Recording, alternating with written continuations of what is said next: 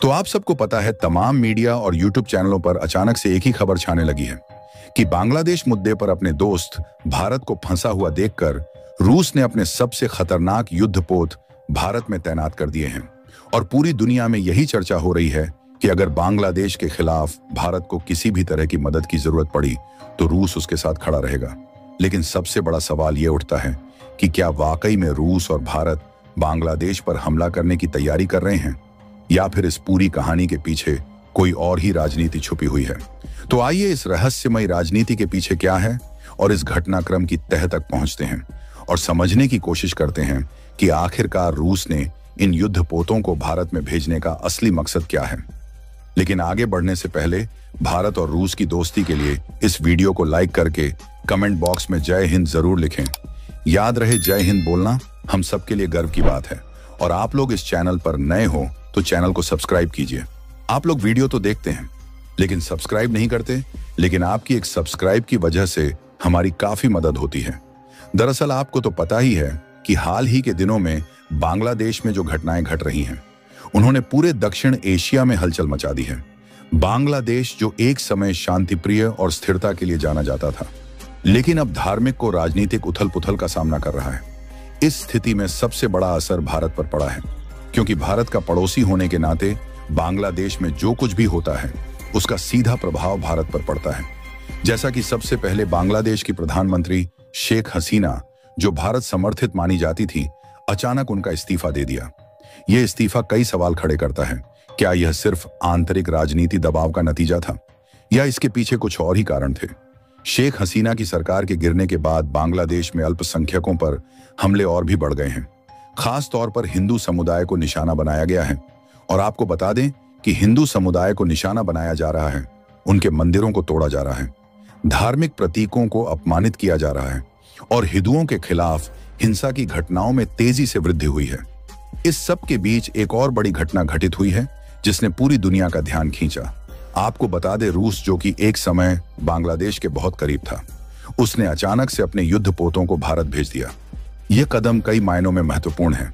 रूस का भारत के कोची पोर्ट पर अपने बड़े युद्धपोतों को भेजना एक स्पष्ट संदेश देता है कि वह दक्षिण एशिया की राजनीति में एक महत्वपूर्ण भूमिका निभाने के लिए तैयार है, क्योंकि रूस के दिमाग में कुछ और ही चल रहा है।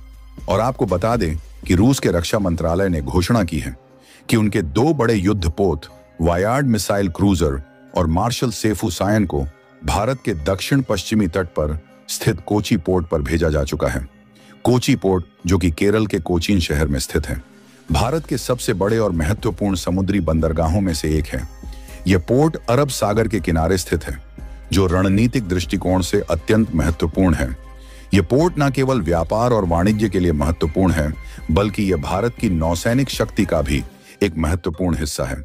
अब सवाल उठता है कि रूस ने अपने युद्धपोतों को भारत क्यों भेजा है? क्या यह कदम बांग्लादेश में हो रही घटनाओं से जुड़ा हुआ है, या इसके पीछे कुछ और ही रणनीति है? इस सवाल का जवाब कई पहलुओं में छिपा हुआ है। पिछले कुछ समय से भारत और अमेरिका के बीच सैन्य सहयोग में तेजी आई है। यह सहयोग न केवल द्विपक्षीय संबंधों को मजबूत कर रहा है, बल्कि दक्षिण एशिया में शक्ति संतुलन को भी प्रभावित कर रहा है।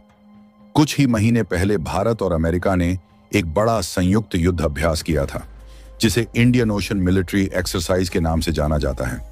इस अभ्यास में भारतीय और अमेरिकी नौसेनाओं ने मिलकर विभिन्न सैन्य परिदृश्य का अभ्यास किया, जिससे दोनों देशों के बीच सामरिक सहयोग और भी मजबूत हुआ। इसके अलावा भारत और अमेरिका ने मास्टर सीपीआर रिपेयर एग्रीमेंट पर भी हस्ताक्षर किए हैं। इस समझौते के तहत अब अमेरिकी युद्धपोतों की मरम्मत भारत में भी की जा सकेगी।